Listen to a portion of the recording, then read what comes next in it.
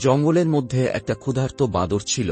সে দূরের দ্বীপে ফল গাছ দেখতে পেল, কিন্তু কিভাবে যাবে চিন্তা করতে লাগল। কারণ জলে প্রচুর কুমির ছিল। হঠাৎ সে দেখল একটা কুমির মাছের জালে জড়িয়ে ছটফট করছে। বাদরটি কুমিরটিকে বাঁচানোর জন্য চেষ্টা করছিল, কিন্তু সে ভয়ও পাচ্ছিল। অনেক চেষ্টার পর কুমিরটিকে সে জাল থেকে ছাড়াতে সক্ষম হল। এরপর কুমির আর বাদরের মধ্যে শুরু হল এক বন্ধুত্ব। বাদরটি কুমিরের দাঁত পরিষ্কার করে দিল। কুমিরটি বাদরকে সেই ফলের দ্বীপে নিয়ে যেতে চাইল। বাদরটিও রাজি হয়ে গেল। কুমিরটি বাদরকে পিঠে তুলে নিল আর রওনা দিল সেই দ্বীপের দিকে। জলে নামতেই ঝাঁকে ঝাঁকে কুমির তাদের তাড়া করল। কিছুক্ষণ লড়াইয়ের পর সবাই শান্ত হল। বাদর আর কুমিরটিকে তারা যেতে দিল। কুমির আর বাদরটি এবার মহা আনন্দে যেতে লাগল সেই দ্বীপে। সেখানে পৌঁছে তারা আনন্দে নাচতে শুরু করল।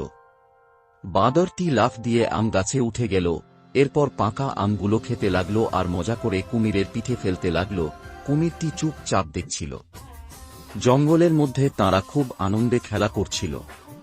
সন্ধ্যা হয়ে আসছিল, তাই আর দেরি না করে বাদরটি কুমিরের পিঠে চড়ে বসল।